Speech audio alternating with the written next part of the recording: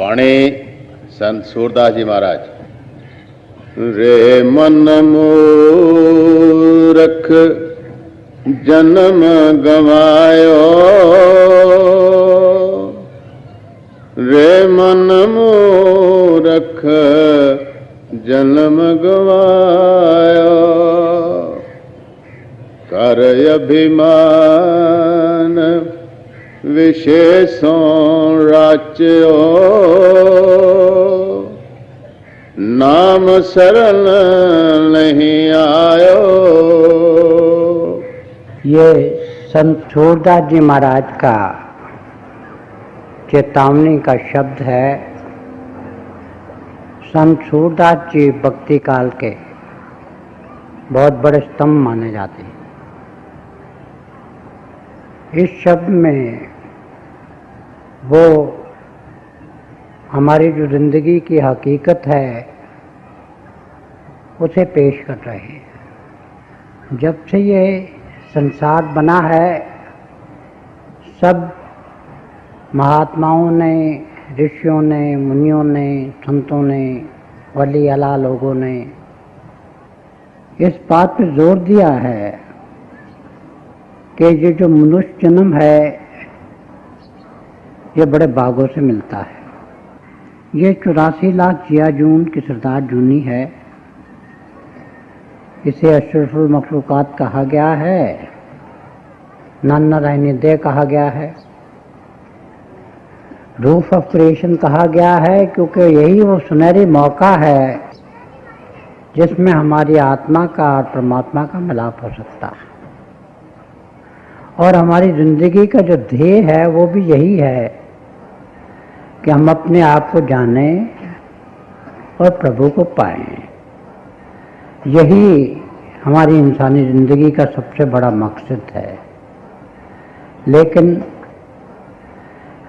हम तो मोह और माया के जाल में बन जाते हैं। अगर हम अपने जीवन पे एक नज़र डाल के देखें तो हमें ये मालूम होगा कि हम अपना जीवन जो है वो व्यर्थ गवाते। जो संत मत है ये पॉजिटिव मिस्टिसिज्म का रास्ता है। इसमें हमें यह सिखाया जाता है कि हम दुनिया के भी सारे फर्ज निभाएं और ये जो जिंदगी का सबसे बड़ा मकसद है अपने आप को जानने का और प्रभु को पाने का, इसको भी पूरा करें। लेकिन हमारी जो जिंदगी है वो लॉपसाइडेड है। हम दुनियादारी की तरफ पूर्ण तौर से झुक जाते हैं और जो जिंदगी का सबसे बड़ा मकसद है अपने आप को पाने का और प्रभु में लीन होने का, उसे भूल जाते। देखिए, हमारा बचपन है वो खेल कूद में हम गवा देते हैं। जवानी आती है, प्रभु हुस्न देता है, वो खुदा जब हुस्न देता है नज़ाकत आ ही जाती है।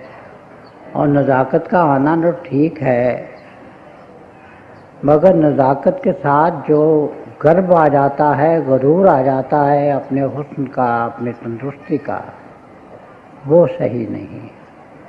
क्योंकि हमें जो कुछ ज़िंदगी में मिलता है वो प्रभु की कृपा से मिलता है। हम दाता को भूल जाते हैं, हम दात में उलझ के रह जाते हैं। उसके बाद उधेड़पन की उम्र आती है तो हमारे बुजुर्ग कहा करते थे कि ज़िंदगी के कई हिस्से हैं और वो जो हिस्सा है वो एक गधे के ज़िंदगी से उसकी मुशाबत देते थे कि हम कोशिश करते हैं कि दुनिया भर की दौलत इकट्ठी कर लें, जायदाद इकट्ठी कर लें, अपना नाम और शोहरत पा लें। हमें कभी ये ख्याल ही नहीं आता कि हमने इस संसार को छोड़ना है। ये जो ज़िंदगी है ये चंद रोज़ा है और इसी में हमने ज़िंदगी के सबसे बड़ा जो ध्येय है मुक्ति का, उसे पाना। तो इसीलिए संत सूरदास जी महाराज हमें चेतावनी दे रहे हैं। चेतावनी का मतलब है जो खतरा आने वाला हो उससे आगाह कर दिया जाए। अब देखिए, जब बचपन होता है तो हम कहते हैं खेल कूद का ज़माना है, जवानी में कहते हैं कि रंग रंगलियाँ मान लें, वो 1.5 दिन आता है तो कहते हैं कि दौलत इकट्ठी कर लें अपने लिए भी बच्चों के लिए भी, ताकि पुष्ट दर पुष्ट वो दौलत चले, और आखिर में बुढ़ापा आ जाता है। हम बचपन में, जवानी में और 1.5 दिन में ये सोचते हैं कि अभी जल्दी ही क्या है, जब हम बड़े होंगे हमारे बच्चे जो हैं बरसरे रोजगार हो जाएंगे तो उस वक्त प्रभु को याद कर लेंगे। मगर ये किसने देखा है कि बुढ़ापा आएगा भी या नहीं आएगा? जिंदगी का कोई भरोसा नहीं है। अगर कोई सबसे बड़ी बेवफा चीज़ इस दुनिया में है तो ये ज़िंदगी है। क्या मालूम बचपन में हमारे जीवन का अंत हो जाए, नौजवानी में हो जाए और 1.5 दिन में हो जाए, तो फिर वो मकसद तो हमारा रह गया। वो 84 लाख जिया जून जो है वो तो बनी की बनी रही। और अगर बुढ़ापा आता भी है तो उसमें देखिए क्या हालत होती है। गुरबाणी में बड़ी खूबसूरती से बयान किया है कि वो ऐसा आलम होता है जब हमारी सेहत काम नहीं करती, जवाब दे जाती है। चलते हैं तो पग डगमगाते हैं, हाथों में राशा हो जाता है, हाथ कांपते हैं, जिसे पार्किंसन डिजीज़ कहते हैं। हम ज्योतिहीन हो जाते हैं, आँखों से बहुत कम देखना शुरू कर देते हैं, सेहत ठीक नहीं रहती है। जो बच्चे हैं वो आजकल का ज़माना ऐसा चल रहा है कि वो हमारी परवाह नहीं करते। ये तो खैरियत है कि यहाँ हमारे देश में बच्चे हमारा कुछ ध्यान करते हैं, मगर अगर आपको वेस्ट में जाने का ख्याल हो तो वहाँ बच्चे माँ बाप का बिल्कुल ख्याल नहीं करते। ओल्ड होम उन्होंने बना रखे हैं, बड़े बूढ़ों के लिए घर बना रखे हैं, वहाँ चले जाते हैं, वहाँ रहते हैं अकेले। और जैसा कि कहा जाता है dead I unsung and unsought and unseen, कि पता नहीं लगता कि किस वक्त उन्हें क्या तकलीफ़ होती है और किस वक्त वो जान तोड़ देता है। आमतौर पर ऐसा होता है कि सुबह जब अटेंडेंट वहाँ जाता है तो देखता है कि इंसान मरा पड़ा है। और वही जो वेस्ट की बुरी चीज़ें हैं उन सबको हम अपना रहे हैं। नहीं तो हमें तो यही बचपन से शिक्षा दी जाती थी कि अपने बुज़ुर्गों की इज़्ज़त करो, अपने उस्तादों की इज़्ज़त करो, अपने गुरु की इज़्ज़त करो। हमारे हज़ूर पुरनूर संत कृपाल सिंह जी महाराज हमेशा यही फरमाया करते थे कि मुझे जो कुछ जीवन में मिला है वो मुझे अपने पिता के आशीर्वाद से मिला है। हम अपने माँ बाप का किया कभी चुका नहीं सकते, मगर हमारी हालत यही होती है कि उस वक्त अगर हम प्रभु को याद भी करना चाहें तो नहीं कर सकते हैं। कोई बीमारी हो जाती है, पेट काम नहीं करता, अंतड़ियाँ काम करना छोड़ देती हैं और जिस्म का हर एक हिस्सा जो है वो अपनी नॉर्मल हालत में नहीं रहता। प्रभु को याद भी करना चाहें, किसी को सांस की बीमारी, किसी को दिल की बीमारी, और अगर और कोई बीमारी नहीं हो तो दुनिया भर का फिक्र, दुनिया भर का गम हमारे सर पे है। अपने बच्चों का है, जायदाद का है, कुर्सी का है, पोतों का है, परपोतों का है।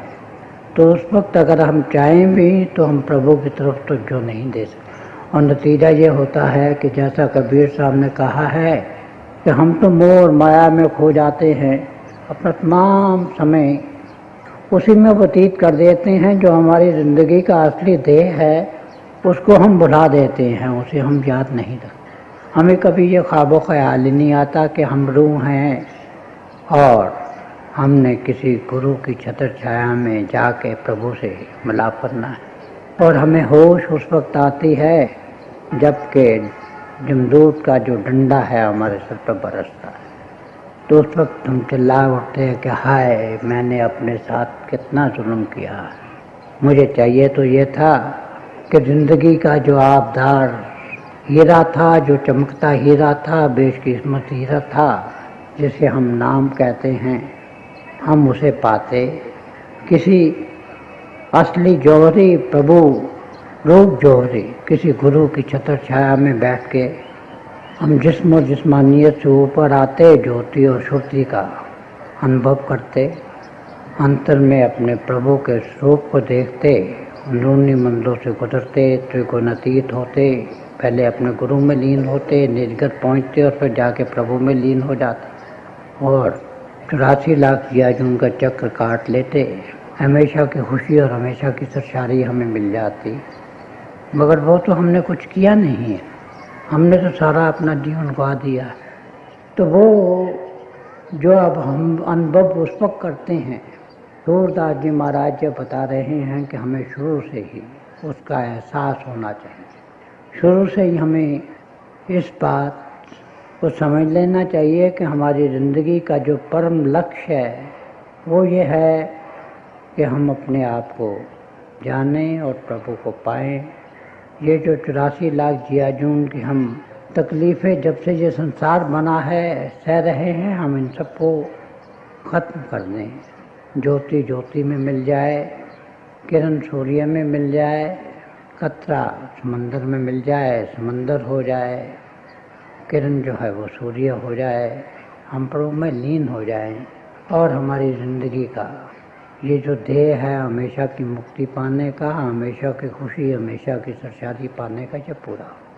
और हम रोज़ यही देखते हैं, हम रोज़ अपने अजीज़ों को, अपने रिश्तेदारों को, अपने मित्रों को अपने कंधे पे उठा के शमशान घाट में ले जाते हैं, जो कब्रिस्तान में ले जाते हैं। और ये भी देखते हैं कि जो बहुत करीबी और बहुत अजीज़ होते हैं वो भी कब्रिस्तान तक या शमशान तक ही हमारे साथ जाते हैं, उसके बाद हम अकेला जाते। उसके बाद जो हमारे साथ जाता है तो वो गुरु जाता है और नाम जाता। मगर ये हमारी बदकिस्मती है कि ज़िंदगी भर ना तो हम गुरु की तरफ रुजू करते हैं और ना ही नाम का हमें कांटेक्ट मिलता है, ना ही हमको नाम का कांटेक्ट पाते हैं। इसलिए जब से ये संसार बना है, सब संत महात्मा वली अल्लाह व मांगे दहल ये कहते चले आए हैं, यही पुकारते चले आए हैं, यही हमें चेतावनी देते चले आए हैं कि अपने जीवन को शुरू से ही संभालो। वो एक अंग्रेज़ी का फ्रेज़ है, कैच देम व्हाइल यंग, आजकल दुनिया में बहुत पॉपुलर हो रहा है। अगर किसी को हम ये चाहते हैं कि ज़िंदगी में वो क्रिकेटर बन जाए तो कहते हैं कि बचपन से ही उसे क्रिकेट खेलनी सिखा दो। कोई और प्लेयर बनना हो तो कहते हैं कि वो ही सिखा दो। एक शाहूकार है, वो बचपन से ही अपने बच्चे को सिखाता है कि हिसाब किताब कैसे करना है, अकाउंट्स कैसे करने। इसी तरह से जिस चीज़ में हम चाहते हैं कि हम उसमें निपुणता हासिल करें, उसमें हम कामिल हो जाएं, परफेक्शन हासिल कर दें, वो बचपन से ही हमें काम शुरू करना चाहिए। तो यही चेतावनी हमें दे रहे हैं कि भाई हमने मुक्ति पानी है, हमारी आत्मा का और परमात्मा का मिलाप जो है ज़िंदगी का सबसे बड़ा लक्ष्य है और वही हकीकत है। बाकी सब शराब है, बाकी सब धोखा है। गुरबानी में आया है कि मरना सच है और जीना झूठ। और जीने से मुराद वो आम जीने से है जिस जीने का मैंने जिक्र किया है, क्योंकि असल में तो जो मरना है वो जीते जी मरने की विद्या है, और जो जीते जी मरने की विद्या है वो हमेशा की ज़िंदगी पाने की विद्या है। मगर हमें ये रूहानियत का राज हासिल नहीं होता। हम अपना सारा जीवन दुनिया और दुनियादारी के झंझटों में गवाते। और अगर आपको कभी मौका मिला हो किसी बुज़ुर्ग के साइड में बैठने का, जब वो जिस्म छोड़ रहा हो, तो आपको इस बात का एहसास होता है और ये भी पता चलता है कि गुरु वाले का और बेगुरु वाले का क्या फ़र्क है। जिसे गुरु नसीब नहीं हुआ, जिसे ज्योति और श्रुति का कांटेक्ट नहीं मिला, वो देखिए उसके किस तरह से उस टूटता है, उस चूर मुँह में डाल, किस तरह से उसका हर एक अंग अंग टूटता है। मगर जो गुरु वाला है वो बड़ा शांति से जाता है, चेतन जाता है, होश में जाता है। उसके बाद आप बैठिए तो वो आपको इस बात का यकीन दिलाता है कि उसके पास गुरु है, उसे नाम याद है, गुरु याद है, उसका कांटक ज्योति और श्रुति से है, उसकी आंखों में चमक होती है, रोशनी होती है, शब्द होता है, शब्द गूंजता है, अंतर की आंखें खुली होती हैं, गुरु के दर्शन होते हैं और वो इतने आराम से जाता है, इतनी शांति से जाता है कि जैसे उसकी बारात। एक शेर है कि जश्न हयात हो चुका, जश्न ममात और एक बारात आ चुकी है, एक बारात। तो ज़िंदगी के दो जश्न होते हैं, दो फेस्टिविटीज होती हैं, दो पार्टीज मनाई जाती हैं। एक तो जब बच्चा पैदा होता है और जिनका संबंध किसी पूर्ण संत सतगुरु से हो जाता है, उसकी दूसरी जो फेस्टिविटी होती है, दूसरी जो पार्टी होती है, दूसरा जो जश्न होता है वो उसके मौत के वक्त होता है। क्योंकि ज़िंदगी में दो बार बारात आती है। एक तो जब इंसान पैदा होता है, आमतौर पर जो होता है बारात तभी आती है ना जब इंसान की शादी होती है। तो ये जो दुनिया की शादी है ये भी मुबारक है, मगर ये तो चंद रोज़ा है, ये तो हमेशा की शादी नहीं है। इसकी हम इज्जत करते हैं, इसका हम मान करते हैं, इसका हम सम्मान करते हैं, इसकी हम खुशी मनाते हैं।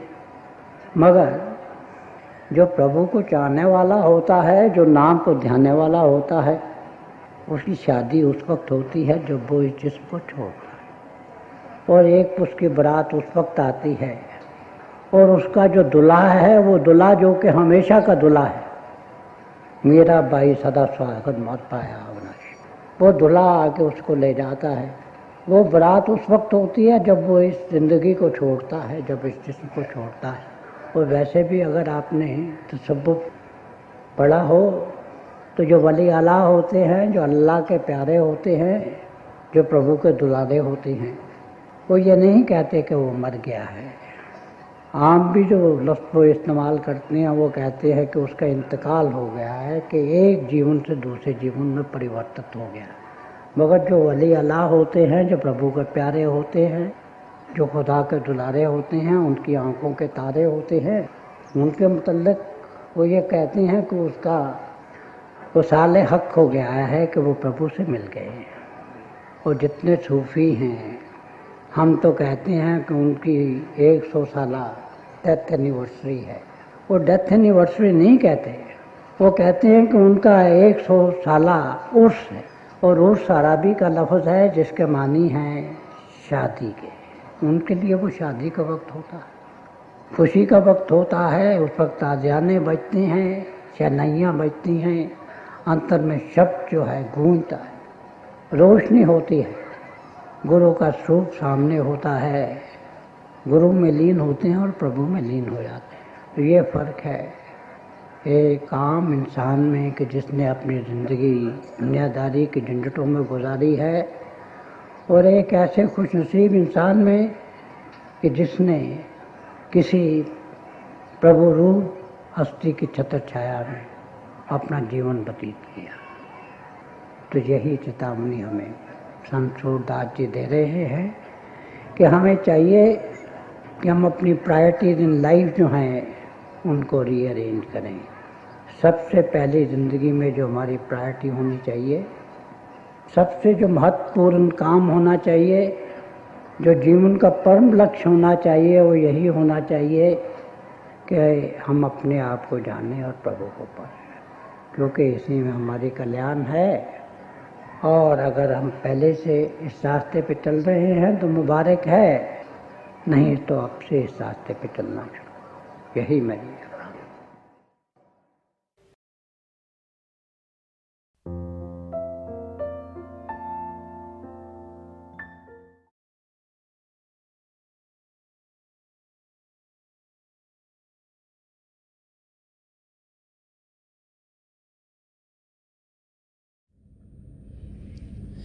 प्यारे भाई और बहनों, अभी हम सब दयालपुर संत दर्शन सिंह जी महाराज की दिव्य वाणी सुन रहे थे।